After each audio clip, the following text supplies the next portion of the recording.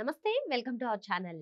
పలు రోజులుగా కూడా రాష్ట్రంలో సంచలనం సృష్టిస్తున్నటువంటి అంశం నెల్లూరు లేడీ డాన్ గా పేరొందినటువంటి అరుణ అంశం. మరి ఈమె ఫోన్ లో కొంత కీలక సమాచారం ఉందని దీంతో ప్రజాప్రతినిధులందరూ భయపడుతున్నారని చెప్పి పోలీసులు అయితే చెప్తున్నారు. మొత్తానికి ఆమె ఫోన్ లో ఎటువంటి కీలక అంశాలన్నా కీలక డేటా అన్నా లభించిందా, దీంతో ఎవరికి అంత భయం పట్టుకుంది, ఇటువంటి అంశాలన్నీ కూడా చర్చించడానికి మనతో పాటుగా ఉన్నారు సీనియర్ పొలిటికల్ అనలిస్ట్ అంకపురావు గారు. నమస్తే సార్. ఆంధ్రప్రదేశ్ లో గత కొన్ని రోజులుగా కూడా ఈ నెల్లూరు లేడీ డాన్ గా పేరొందినటువంటి అరుణ విషయం సంచలనం రేకెత్తిస్తుందని చెప్పుకోవచ్చు సార్. మరి ఆమె ఏడైనటువంటి శ్రీకాంత్ పెరోల్ విషయంలో కూడా రాష్ట్రంలో సంచలనంగా మారిన సంగతి మనకి తెలిసిందే. మరి ఇప్పుడు ఆమె ఫోన్ లో కీలక సమాచారం దొరికిందని దీంతో ప్రజాప్రతినిధులందరూ కూడా భయపడుతున్నారని, మరి ముఖ్యంగా వైసీపీ హయాంలో పనిచేసినటువంటి అధికారులు కూడా ఇందులో ఇన్వాల్వ్ అయి ఉన్నారు. వాళ్ళకి ఇది పెను సవాల్గా మారుతుందని చెప్పి అయితే పలు కథనాలు వస్తున్నాయి సార్. ఏంటి ఈ అరుణ అంశం ఏంటి, ఆమె ఫోన్ లో ఇటువంటి కీలక డేటా లభించడం ఏంటి, ఏమంటారు? అరుణ అనే వ్యక్తి సహజంగానే చాలా మందితోటి సాన్నిహిత్యం ఉంది ఆమెకి. అది ఏ రకం అనేది ఆమె వ్యక్తిగత విషయం, దాని జోలికి మనం వెళ్ళాల్సిన పని అయితే లేదు.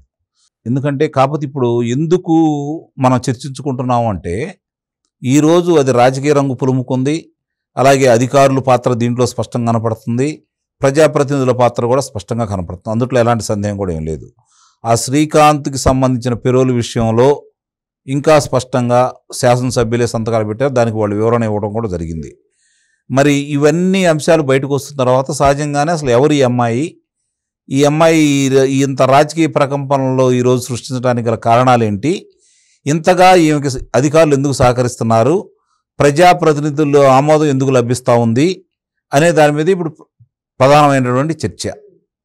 సహజంగానే ఇలాంటి విషయాల్లో ఆమె ఫోన్కు సంబంధించిన దాంట్లో ఇంకా చాలా అంశాలు ఉన్నాయని, కాబట్టి ఆమె దాన్ని ఫోన్ ఓపెన్ చేయడానికి ఇష్టపడలేదని, మీరు కోర్టు వారు అనుమతిస్తే మేము దాన్ని పరిశీలించేసి న్యాయస్థానం ముందు ఆధారాలు ఉంచుతాము, దాంట్లో ఏముందో చూసిన తర్వాత మాకు తెలిసినంత వరకు చాలా విషయాలు ఉండొచ్చు, కాబట్టి అవి చూసిన తర్వాత మీకు వివరిస్తామని చెప్పని ఈరోజు న్యాయస్థానాన్ని వాళ్ళు కోరే క్రమంలో భాగంగా ఉన్నారని చెప్పి మనకు తెలుస్తూ ఉంది. ఇక్కడ గమనించుకోవాల్సినది ఏంటంటే, మీరు అన్నట్టు ఇది రాజకీయ ప్రకంపనలు ఎందుకు వస్తున్నాయి అంటే, ఆమెతో ఇలాంటి వాళ్ళకి పార్టీలతో సంబంధం లేదు. చాలామంది ఏదో అనుకుంటారు కానీ పార్టీలతో సంబంధం ఉండదు. అంటే అప్పుడు అధికారంలో ఆమె ఆ వైఎస్ఆర్సీపీ పార్టీ ఉంది, ఆమె దానికి దిశకు సంబంధించింది ఏదో చేసింది కాబట్టి ఆమెకి దాంట్లో సంబంధాలు ఉన్నాయని చెప్పి అనుకుంటున్నారు. కానీ ఇలాంటి వాళ్ళకి రాజకీయంలో అధికారులు సహకరించినంత వరకు ఎవరు అధికారంలో ఉంటే వాళ్లే సన్నిహితులు. అర్థమైందండి? ఎవరు అధికారంలో ఉంటే వాళ్లే సన్నిహితులుగా ఉంటారు. ఎందుకంటే వాళ్ళ అవసరాలు ఆ అమ్మాయి అవసరాలు వాళ్ళు తీరుస్తూ ఉంటారు, వాళ్ళ అవసరాలు ఆ అమ్మాయి తీరుస్తూ ఉంటుంది. కాబట్టి ఇద్దరికీ అవినాభావ సంబంధం ఉంటుంది. అధికారులు అయితే ప్రభుత్వాలు మారుతాయి కానీ అధికారులు మారరు కదా. అప్పుడేం చేస్తారు, వాళ్ళ పనులు ఏదన్నా కావాలి అంటే అధికారంలో ఉన్న వాళ్ళకి ఈ అధికారులే రికమెండ్ చేస్తారు, ఇదిగో ఫలానా వాళ్ళు వస్తున్నారని మీరు చేసి పెట్టండి, లేకపోతే వీళ్ళే చెబుతారు ఫలానా వాళ్ళ దగ్గరికి వెళ్ళండి వాళ్ళు పని చేసి పెడతారు అని చెప్పని. ఇందుట్లో ఈమె చేయి తిరిగిన వ్యక్తి కాబట్టి సహజంగానే వాళ్ళ దగ్గరికి వెళ్తూ వాళ్ళ దగ్గర పనులు చేయించుకుంటా ఉంది. వెళ్ళినప్పుడల్లా వీడియోలు ఫోటోలు తీసుకునే క్రమంలో భాగంగా ఆమె చిత్రీకరిస్తున్నటువంటి వీడియోలో ఏమి అంశాలు బయటకు వస్తాయో, ఎవరి భాగోతాలు బయటకు వస్తాయో అని చెప్పనే భయం అనేది ఈరోజు అధికారుల్లోనూ ప్రజాప్రతినిధుల్లో అయితే నిస్సందేహంగా ఉంది. అందుట్లో ఎలాంటి సందేహం కూడా ఏం లేదు. ఇక్కడ గమనించుకోవాల్సిన అంశం ఏంటంటే, ఇట్లాంటి విషయాలు చాలా వచ్చిన సందర్భాల్లో అధికారంలో ఉండేవాళ్ళు కావచ్చు, లేకపోతే ప్రతిపక్షంలో ఉండేవాళ్ళు కావచ్చు, దాంట్లో వాళ్ళ ప్రమేయం ఉంటే వీలైనంత వరకు ఇవి బయటికి రాకుండానే చూసుకోవడానికి ప్రయత్నం చేస్తారు. ఎందుకంటే అధికారుల పాత్ర ఉంటుంది కాబట్టి, ప్రజాప్రతినిధుల పాత్ర ఉంటుంది కాబట్టి, అవి బయటకు వస్తే వాళ్ళు అల్లరవుతారు కాబట్టి, రాజకీయ నాయకులైతే వాళ్ళ రాజకీయ జీవితానికి ఇబ్బందికరంగా ఉంటుంది. కొంతమందిని పార్టీ సస్పెండ్ చేయొచ్చు, లేకపోతే శాసనసభ్యుడిగా ఉంటేనో లోక్సభ సభ్యుడిగానే ఉంటేనో ఆయన అర్హత పెట్టేయచ్చు. కాబట్టి ఇవన్నీ దృష్టిలో పెట్టుకొని ఏదన్నా అవకాశం ఉంటే దాన్ని బయటికి రానియకుండానే ఉంచడానికి మాత్రమే వాళ్ళు ప్రయత్నం చేస్తారు. అది బహిర్గతం అయితే వాళ్ళ జీవితాలకు ఇబ్బంది కాబట్టి వాళ్ళకున్నటువంటి రాజకీయ ల్యాబీల్ని మెయింటైన్ చేసుకొని, వాళ్ళకున్నటువంటి అధికారాన్ని అడ్డం పెట్టుకొని వాటిని దాదాపు బయటికి రానియకుండా చేస్తారని అయితే నేను భావిస్తున్నా. ఇప్పటి వరకు గతంలో చాలా చూసాం, ఇట్లాంటివన్నీ కూడా చాలా ఉదంతాలు చూసాం. కానీ ఏది కూడా ఇంతవరకు శిక్షలు పడ్డ దాఖలాలు చాలా తక్కువ.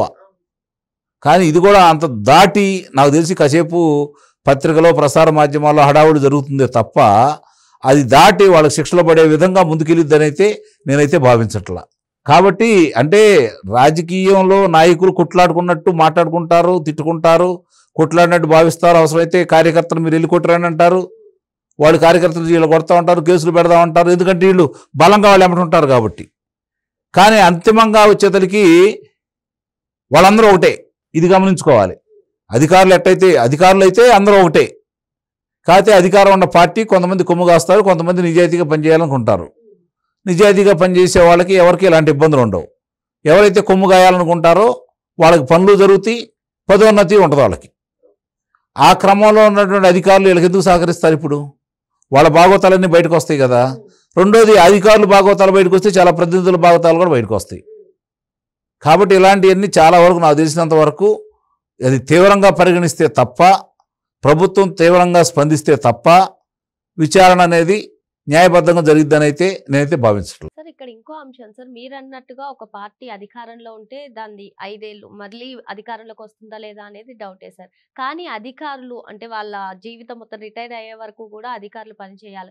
అలాంటి వాళ్ళు ఇలాంటి వాళ్ళకి సపోర్ట్ ఇవ్వడాన్ని, ఇలాంటి పనులకి మద్దతు ఇవ్వడాన్ని ఏ విధంగా చూడాలంటారు? అంటే అధికారులు ఏమనుకుంటారంటే ఏ ప్రభుత్వం వచ్చినా, ఏ ప్రజాప్రతినిధులు వచ్చినా వాళ్ళు ఫలాంది చేయండి అంటే అమలు చేయాల్సింది అధికారులే కదా.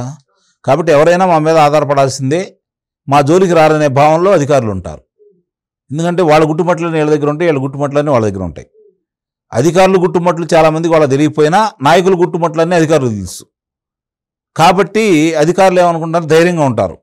ఈ పార్టీ నాయకుడు కాదు, ఆ పార్టీ నాయకుడు కాపాడతాడు మమ్మల్ని, మాకు వచ్చిన ఇబ్బంది ఏంది?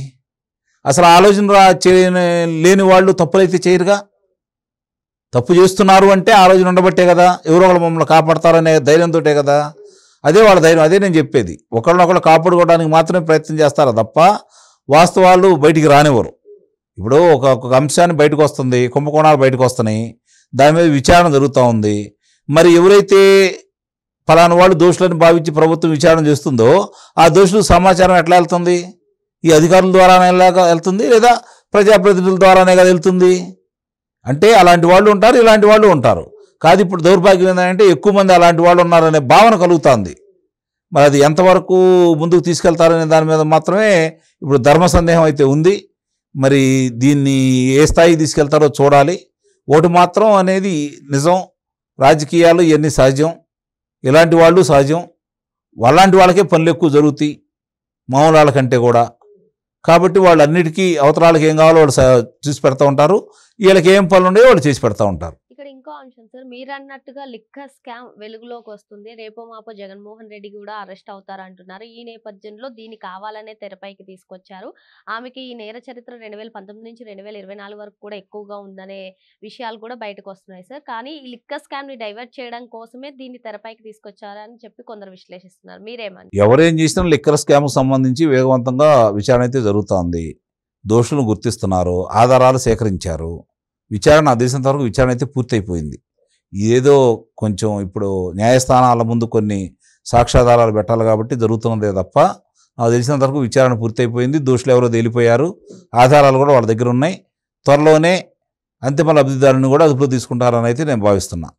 దీనికి సంబంధం అంటే ఈ అంశం బయటకు వచ్చింది కాబట్టి, అతనికి పెరోల్ అంశం బయటకు వచ్చింది కాబట్టి, అది ప్రభుత్వానికి ప్రజాప్రతినిధులకి ఇబ్బంది కాబట్టి ఇది చర్చనీయాంశం అయింది. లేదంటే దీని గురించి పెద్దగా పట్టించుకునే వాళ్ళు ఉండేవాళ్ళు కాదు. మరో అంశంతో మళ్ళీ కలుద్దాం. Thank you sir.